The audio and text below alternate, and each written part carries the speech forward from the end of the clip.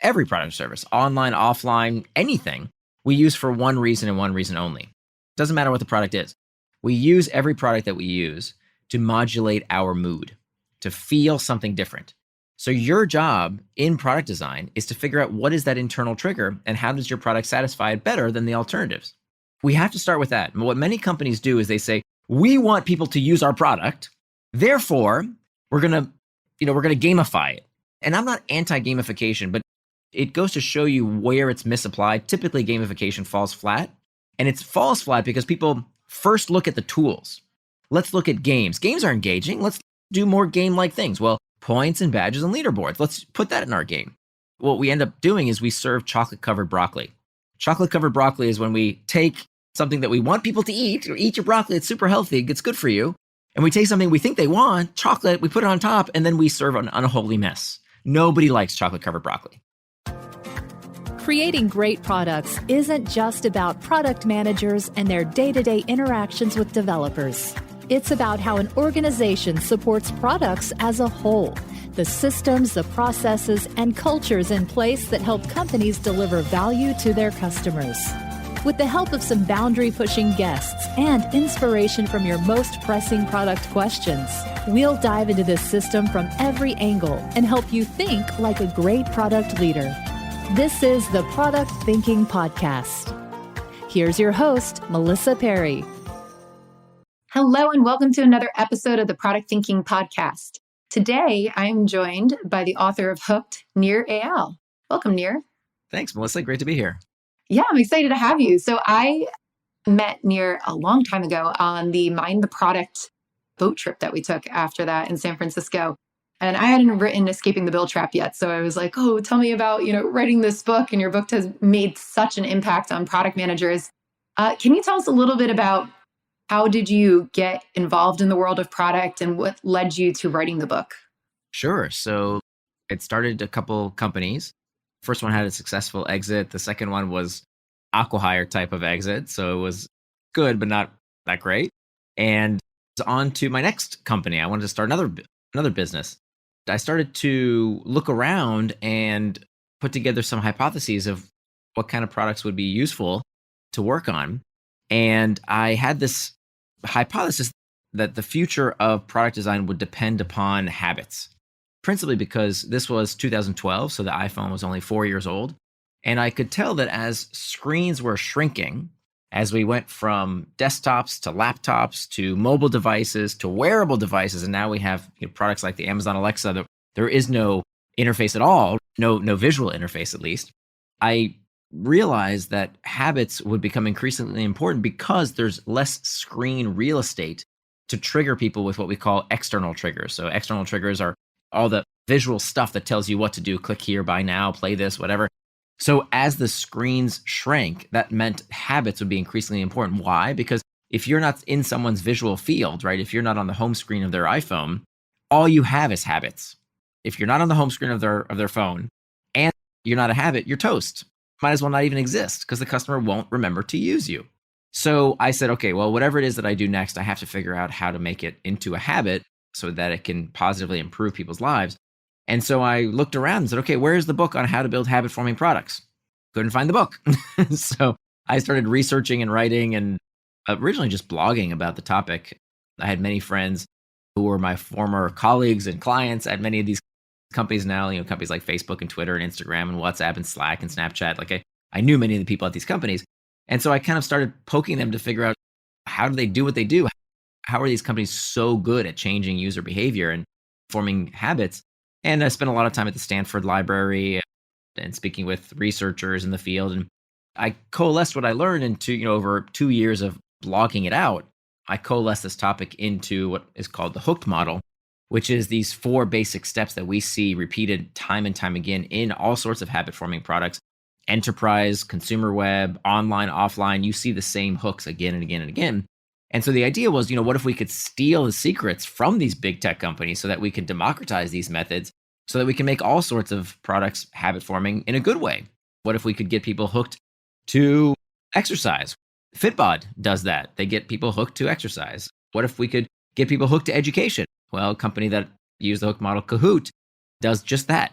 companies in every conceivable industry have used the hook model as intended to help people form healthy habits in their lives. So that's kind of been my journey. Along the way, I taught at Stanford at the Graduate School of Business and later at the Hasselplattner Institute of Design as well for many years. And then most recently, I published a book called Indistractable. So Hooked is about how to build good habits. Indistractable is about how do we break bad habits. It's not a negation of Hooked. It's not at all. That I think we can actually have our cake and eat it too. We can have habit forming technology that makes our lives better, but we should also know how to break the bad habits that don't serve us. I'm curious about, you mentioned the Hook model can be used in enterprise companies and some of these larger companies. We have a lot of listeners who are working at banks or working at other large companies. A lot of them are doing internal tools. Have you seen this model applied to anything like that, like workflow related tools or those types of things? Absolutely. So the line of demarcation is not enterprise versus consumer. The line of demarcation is frequent or infrequent. So if a product is not used with sufficient frequency, it's almost impossible to change a consumer habit. And that frequency really is about a week's time or less. There are some exceptions, but by and large, if the user does not interact with a product, if they don't do the key habit within a week's time or less, it's almost impossible to change that habit. So if it's a type of product that is intended to be used with sufficient frequency, meaning at least within a week's time or less, then it's a good candidate for the Hook model. Now, what kind of products are not good candidates for habit formation? The ones that are one and done type products, sales driven type products. Think about cybersecurity software, right? So many types of cybersecurity software you install, it's on some server farm and nobody uses it until something terrible happens. Insurance, another good example. Nobody habitually uses car insurance. That's a bad example. Do people habitually use, to your point, a bank account? Yeah. Right? Do they check their balances habitually? Yeah. Lots of opportunity there. I've worked with many financial services company. SaaS products, the things that are used inside the enterprise. For a software as a service product, if it's not used, you're toast. The customer's going to churn. They're going to stop paying. They have to use it or you're in big trouble. So it's not that every product has to be habit forming. It's that every product that has to be habit forming needs a hook. Great. That's really good to know. I know a lot of times when I work with product managers, especially when they work in a larger enterprise, they kind of look at all the models or the tools out there and they go, well, it was built for like consumer products or it was built for B2C. We can't use it in B2B. But it's so nice to hear you talk about that because I do see it in all these other types of models that we teach too. You can usually take some of the stuff that we may use in B2C, that Twitter uses, Facebook uses, whatever, and just kind of refine it for your own use. And that usually makes better products. So that's really nice to hear that Hooked definitely can be applied there. It's a gold mine. What tends to happen is people tend to look to their sides. Like when we were in school taking a test and you wanted to cheat on your test, you would look at your neighbors to see if they knew the answer. Well, not only is that unethical, but they don't know the answer any more than you do, right? So we really shouldn't only look at our competitors and see what they're doing because they're just as cool as us. What we really want to do is the best of breed. We want to look at who's doing it better than anyone. And so when you want to build a product that is engaging, something that's sticky, something that people use because they want to, not because they have to, I think we should look at the best in the business. We should look at the companies that are really good, are masters of changing habits. Yeah, I love that too, because sometimes when you work, especially like on internal tools, what I'll hear from product managers is, oh, it doesn't really matter. They have to use it. Or like that person has to use that workflow. It's their only option. It's what they're doing. And I actually thought it was funny. I was teaching a workshop in Australia, and I usually have people like line up from one side of the room to the other based on the success of their last product release. And somebody went all the way to failure, which usually doesn't happen. Usually people are around the middle because they don't know if it was successful or not. I said, what happened? And she said, well, the company made us implement this tool, internal tool for developers. They said, nope, we're just going to use a third party. They have to use it. Everybody in the company has to use it. We're not going to do any good product management on it. And then every single developer got up and resigned after using it for a month. Wow. Yep. Wow. And it forced them to reconsider it. I like what you're saying. If we trap ourselves into this mindset of, nope, your internal tools, people must use it, right? Instead of we want people to use it, or let's just look at what our competitors are doing and copying it. It doesn't really make great products. So that is such a great point, especially in this age where there's such a talent shortage these days that if you make people's lives miserable, that's on you. Talk about, many times I get asked about the ethical implications of, is it okay to hook people? Is it okay to use their psychology to make them use your products? Not that you're making them use the product. It's the exact opposite. You have to make them want to use your product. To me, the real problem is not that a few companies have made products that are sticky. If we think about how products like Facebook and Twitter and Instagram, how they make products that suck you in, that's not the real problem. For most companies, the real problem is that their products suck. That's what's unethical. What's unethical is that we are making products that make people miserable, that make people so miserable they want to quit.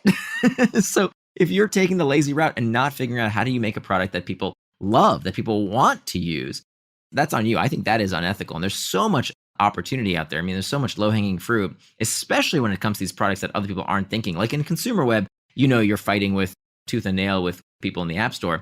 But with enterprise products, gosh, there's so much opportunity out there for simple things that people can do to make their products stickier. There's just wide open space there. That's great. Is there anything in like the hook model that you think enterprise product managers should have to refine? Anything different than typical B2C consumers? Most important is that they meet the frequency test. Many times I meet companies where the product is just not used with sufficient frequency. So, for example, in the travel industry, people don't go on vacation every week. It's not something they're going to use habitually. So we have to find other ways. Is there a habit you can bolt on? And there are some things you can do when the product is not used frequently to bolt on a frequently occurring habit. As long as the product is used with sufficient frequency and does provide some utility, you can't make people do something they don't want to do. It has to be useful. It has to provide utility. Then yeah, it doesn't matter if it's consumer, enterprise, online, offline. As long as it meets that test of sufficient frequency and some utility, you can build a habit. Great. So you've got the 4 different pieces of the hook model too. You've got the trigger, action, variable, reward, and investment. When you start to kind of work with teams to plan these out or product managers to plan these out, at what phase of product development are you usually plugging in the hooked model? How do you go back and actually monitor it and make sure you're on track? So typically I'm involved in 2 parts, or my work is involved in 2 parts. If people read the book or talk to me, it doesn't matter. So the first place it's useful is very, very early. Before you plan a feature, before you start your business, if you're an entrepreneur, if you can sit down with a pen and paper and just plot out these 4 parts of the hooked model and think that through before you commit any code, before you design any interfaces, just think about those 4 phases of the hook model as a pencil sketch. That's where it's very, very useful. The other place that it's useful is as a diagnostic tool. So this is where I work more with bigger companies, right? They call me the plumber because I come in and fix the leaks, right? Why are users leaking out of the leaky bucket? They'll be really good at customer acquisition, right? There's this myth that growth at all costs. Well, you can buy growth, right? So I see many companies or many times a VC will call me up and say, oh, we just put all this money into user acquisition. We acquired all these users. We ran all these ads and look at all the users we have, but our retention stinks. Nobody continues to use the product, right? So this is what we call a leaky bucket. Lots of users in and everybody leaks out. So the other place that the hook model is really useful is as a diagnostic tool to figure out why. There was some initial promise, right? If people installed your app, if people started with your service, if they signed up, there was something they wanted, but they're not getting, they're not sticking around for. And so that's where you can take out, as opposed to saying, well, I don't know, let's go talk to the customer, right? Which is a good thing. We should talk to the customer, right? Customer development is very important.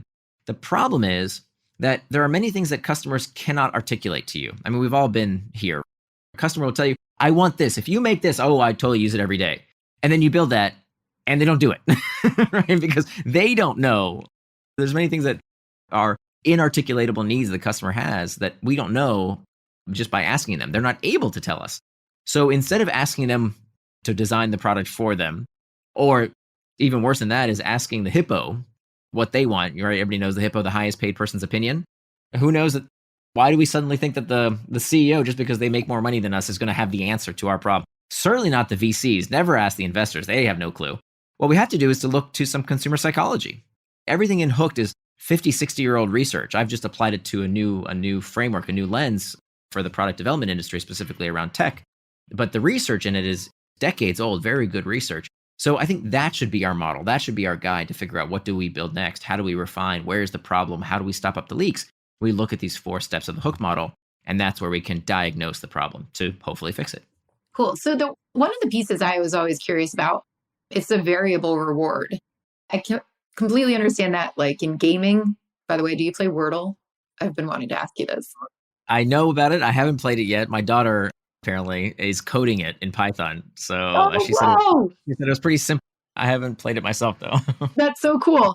Yeah, I'm obsessed with it. My friends and I are all obsessed with it. We were hanging Really? out a couple nights ago, hit midnight, and somebody went, "Oh, the new Wordle's out. Let's all stand in a circle and do it." So Wow. completely hooked. But Right. I'm obsessed. But like for something like Wordle or a game or anything like that, the variable reward makes total sense, right? Sometimes you fail, sometimes you don't get it. How does that translate into things like enterprise apps or anything that you would be using frequently for things like work or even just like Yeah, monitoring your bank account? sure. Anytime there's something that's changing, there's some kind of variability, some kind of uncertainty. That's what the variable reward is all about. But to understand what the variable reward needs to look like, we have to actually back up a couple steps. The first step in the hook model is the internal trigger phase. The internal trigger is some kind of uncomfortable emotional state. So this is why you can't make people use your product. You have to figure out what they want. And not just on a functional level, but also on a psychological level. So the reason we use every product or service, online, offline, anything, we use for one reason and one reason only. Doesn't matter what the product is. We use every product that we use to modulate our mood, to feel something different. So your job in product design is to figure out what is that internal trigger and how does your product satisfy it better than the alternatives. We have to start with that. And what many companies do is they say, we want people to use our product. Therefore, we're going to gamify it. And I'm not anti-gamification, but it goes to show you where it's misapplied. Typically, gamification falls flat. And it falls flat because people first look at the tools. Let's look at games. Games are engaging. Let's do more game-like things. Well, points and badges and leaderboards. Let's put that in our game. What we end up doing is we serve chocolate-covered broccoli. Chocolate-covered broccoli is when we take something that we want people to eat, or eat your broccoli, it's super healthy, it's good for you, and we take something we think they want, chocolate, we put it on top, and then we serve an unholy mess. Nobody likes chocolate-covered broccoli. And this is what tends to happen when we look at the solutions before we understand the problem. We really have to understand the psychological need, uncertainty, boredom, fearfulness, stress, anxiety, core level human stressors that our product is going to address. So in the enterprise environment, think about uncertainty. That's a frequently occurring itch. That's something that people feel every day. They sit down at work, there's uncertainty around what to do next. Am I going in the right direction? What's going to happen? All kinds of uncertainty. So when you look at, marketing dashboards, for example, sounds boring. That's full of uncertainty. When you think about how are my ad dollars performing? How's my marketing spend going? That fluctuates. There's uncertainty there. There's variability. So a dashboard that you check into every single day to show, hey, what's working, what's not working, that's a variable reward. When you think about communication software like Slack, that's variable. It's what we call rewards of the tribe. What do people need? What are we working on? What's going on? What's the latest? That's full of uncertainty.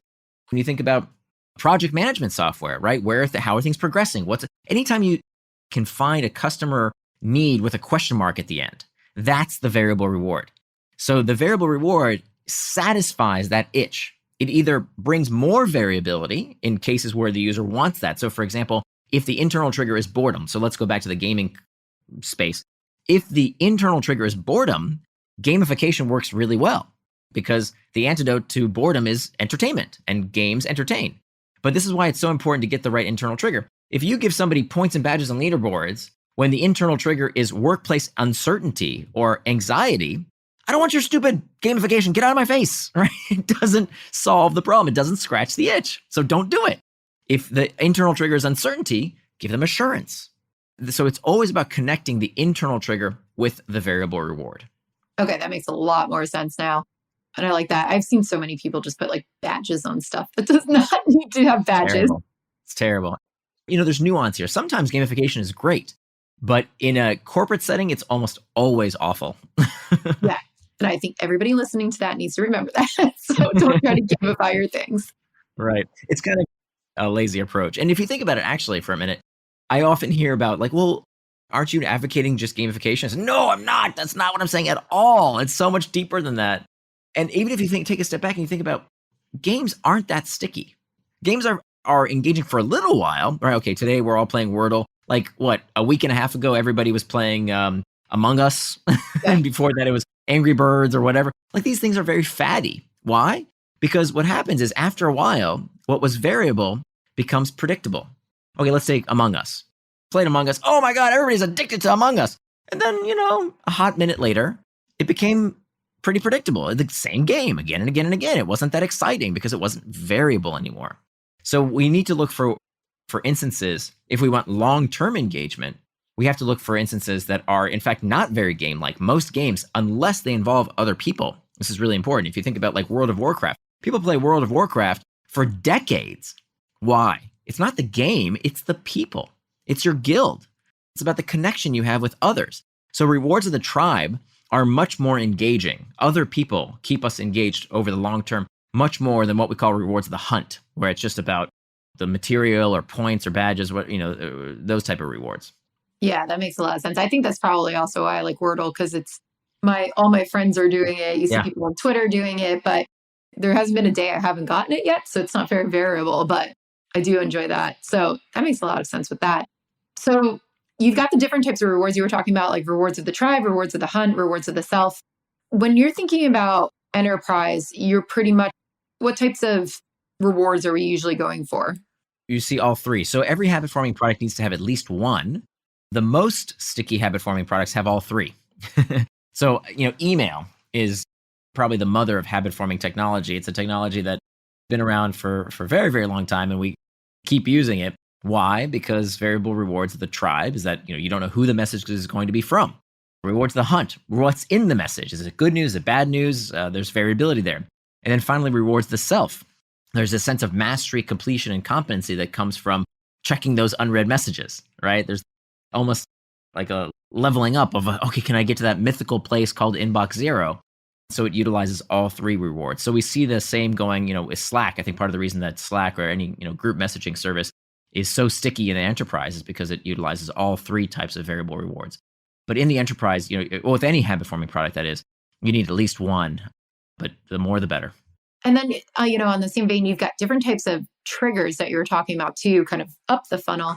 I was curious about this. You say like own triggers are some of the best triggers that you can do, right? And for those who don't know what the own triggers are, they're really when your user gives you permission to notify them when they need to go in there.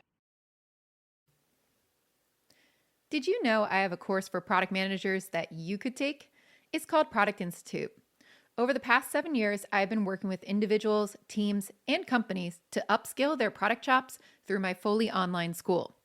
We have an ever-growing list of courses to help you work through your current product dilemma. Visit productinstitute.com and learn to think like a great product manager. Use code THINKING to save $200 at checkout on our premier course, Product Management Foundations. What about things like notifications, or you turn on notifications, you give it permission? What happens when, and you probably see this in organizations, I'm sure you get called into it, but like what happens when it's like, hey, I give you permission to do this, but then those triggers stop working? Yeah. How do you diagnose that?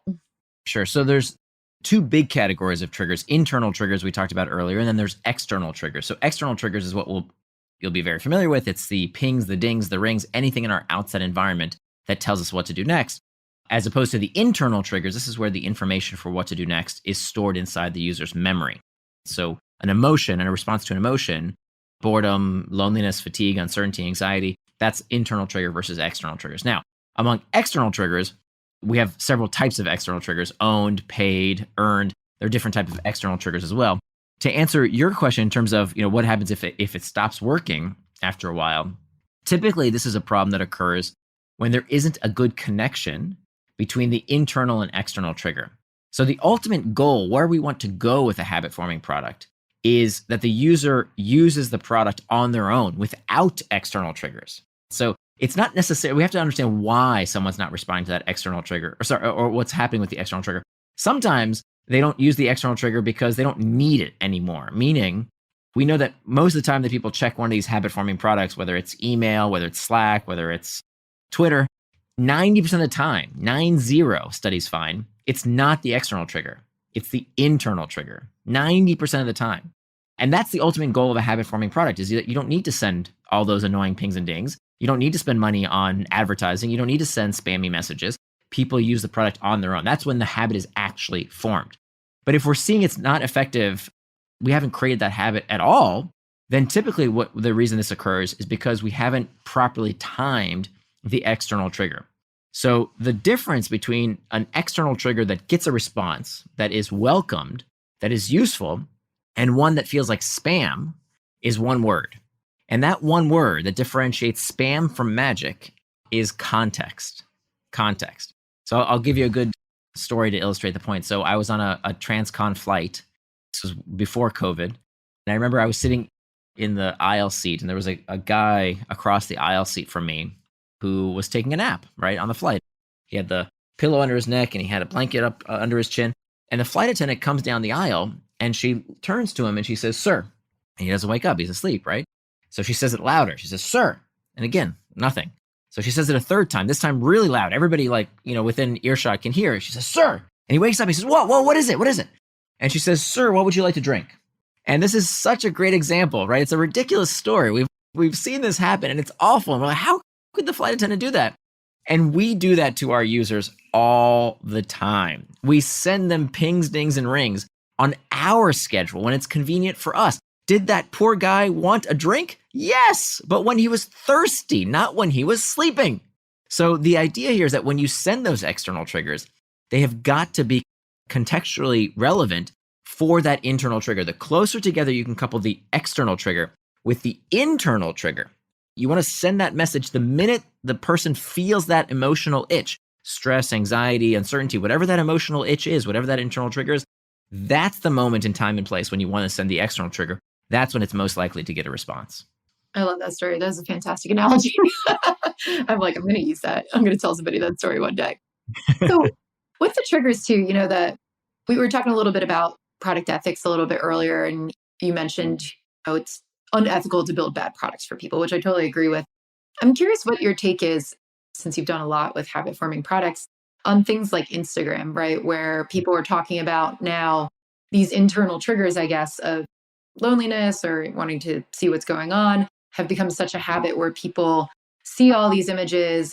A lot of people are getting depressed. A lot of people are not getting the right cues back from it, but they can't stop looking at these lives. This is kind of maybe more towards maybe a bad habit, like you were talking about with Indistractable. But how do you think about that type of habit and, where social media has gone today? So let's set the stage that for the vast majority of companies and for the vast majority of your listeners, this is not a problem. Nobody's getting addicted to enterprise software, right? I wish people would get it. Yeah, exactly. We wish they would, right? But nobody's getting addicted to educational software, right? I don't know if you've seen the stats on completion rates for educational software. They're horrible, right? So for the vast majority of people listening, their problem is not that people are overusing the product. The problem is people won't use the product, right? Nobody cares. That's the bigger problem. But it's a good ethical question in terms of, what do we do about these products that are sometimes overused? Now, I think we need to distinguish what I think is ethical and what is unethical here. So I think that there are certain classes of people that deserve protection.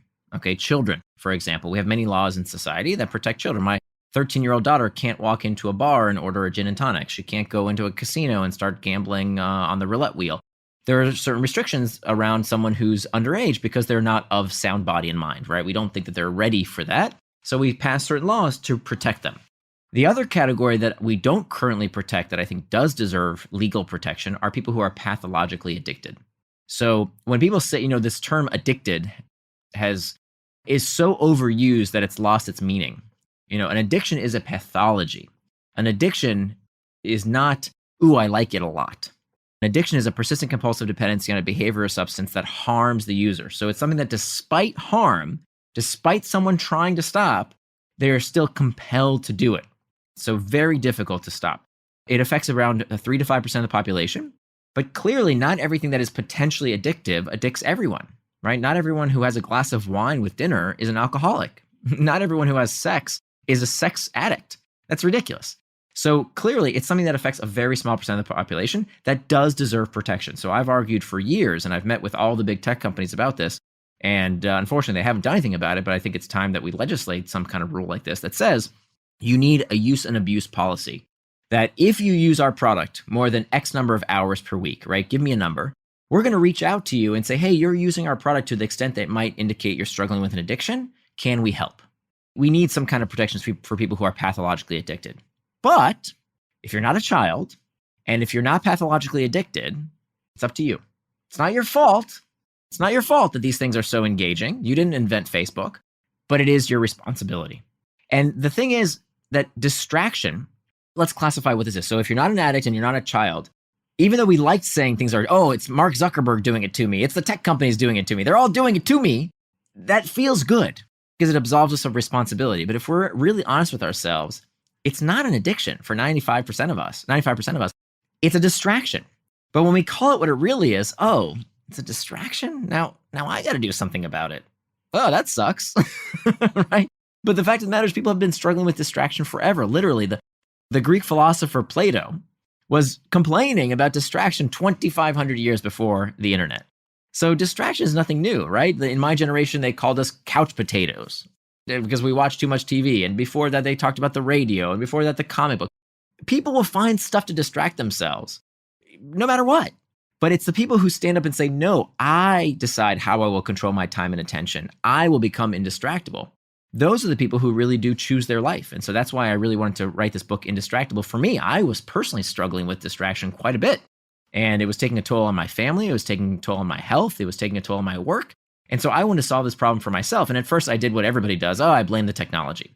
And then I found even when I got rid of the technology, right? I got myself a flip phone from Alibaba for $13. I got myself a word processor with no internet connection. And I would sit down and I'd say, okay, now I'm going to write, or now I'm going to do what I said I'm going to do here. I'm going to work without distraction. And then I would say, oh, look, there's that book on the bookshelf that I've been meaning to read, or let me clean up my desk real quick, or let me just do the laundry real quick. I kept getting distracted, even without the technology. And so that's why I wanted to dive deeper into, wait, what was really going on here? Because if I kept finding excuses, I kept finding reasons to get distracted, it can't just be the technology because I got rid of the technology. So that's why I think we need to take a step back and to ask ourselves, really, what can we do here? As opposed to saying, let's shake our fist at the tech companies because they make such engaging products, right? Think about how ridiculous this sounds. Netflix, your shows are really entertaining. Can you please stop making them so good to watch? Facebook, your app is so user-friendly. I love it. Stop that. Apple, your products are so great. Can you dumb them down so that I don't have to want to use them all the time? It's ridiculous. We want these products to be engaging. That's the purpose. That's the point of these products, is to engage us. That's why they're there. So it's up to us. I think the price of progress, the price of all these amazing technologies that we have today, is that we need to read the owner's manual of our own brain to figure out how to deal with distraction.